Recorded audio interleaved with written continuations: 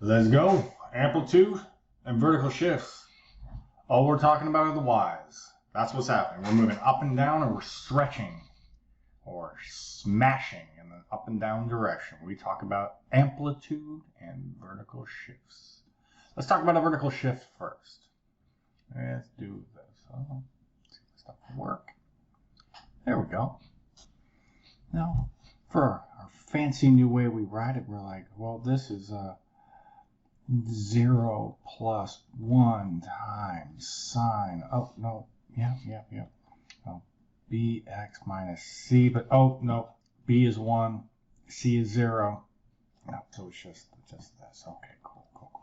Just writing it in that form because we have it that y is equal to d times a times sine of bx minus c. Minus c, not plus c, minus.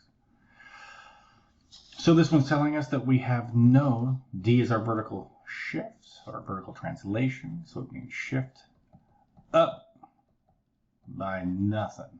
I'm even gonna write it wrong. Nothing. Don't go up. Don't go down. Don't shift. I guess right there. By nothing. Cool.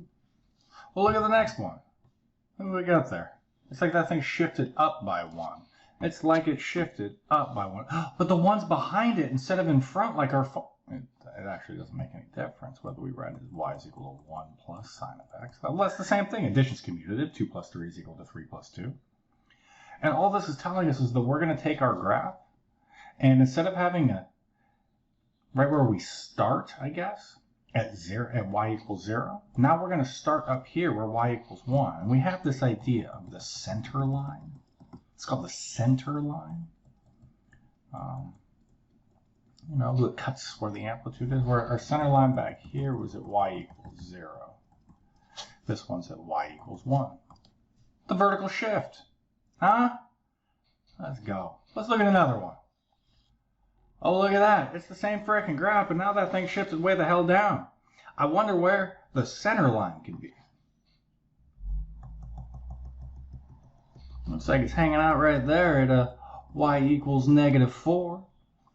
It looks like our amplitude is still 1. So, dude, I think we could say that this is y is equal to, and let's write it in that form, -4 plus sine of x.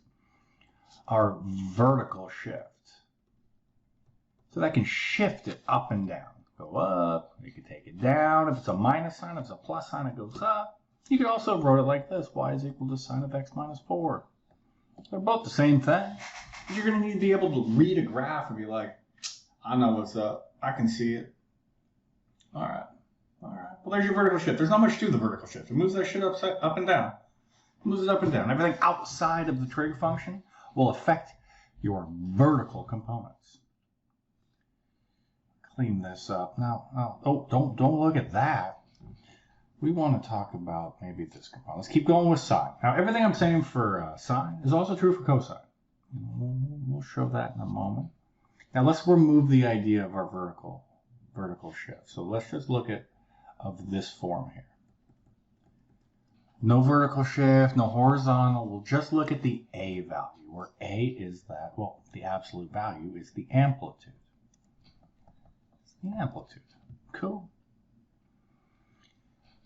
Well, what's the difference between y is equal to 1 times sine of x and y is equal to 2 times sine of x?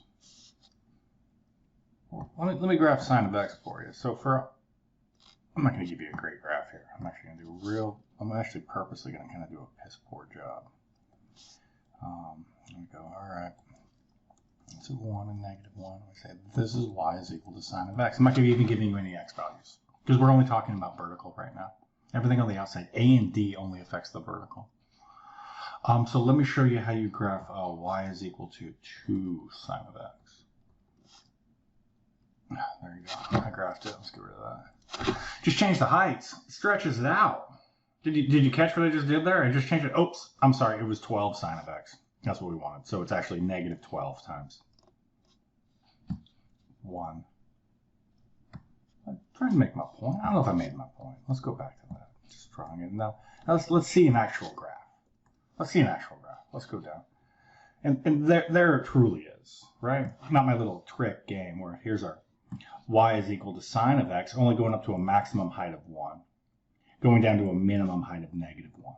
But as soon as you multiply by 2, you just give it this little 2 here. You're like, well, shit, now I'm going to go all the way up to 2. Because sine of pi over 2 is 1. What's 1 times 2? 2. And we go like this. So it just, all it does is it stretches it out like silly putty or something. Stretch. Why did I go silly putty? Like that one. Whatever. Moving on. But we can also do the same game with cosine. All the stuff works the same. So let's look at our cosine function. Where is it? I think it's around here somewhere. There we are. And let's write just a few. So we have, first, we got y is equal to cosine of x. And this is this one right here. Goes up to 1. So right there in blue. That's our cosine of x. Let's look at y is equal to 3 times cosine of x. And that's the one that's actually, right? See the -3, see the +3, how high up it goes? And cosine starts, big quotes, right on the y-axis, up at its amplitude, or whatever this number is. If that was a -3, it would have started down at -3. I didn't say that, though. Whatever. We follow it, and it still has the same intercepts. Notice, all the intercepts are still the frickin' same. The only thing we're doing is stretching it even further, so it goes up even higher.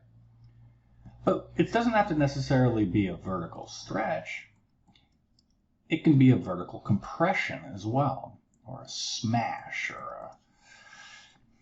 There's all kinds of different terms for it. I'm trying to think of all the different terms we could possibly use. I don't know, maybe shrink.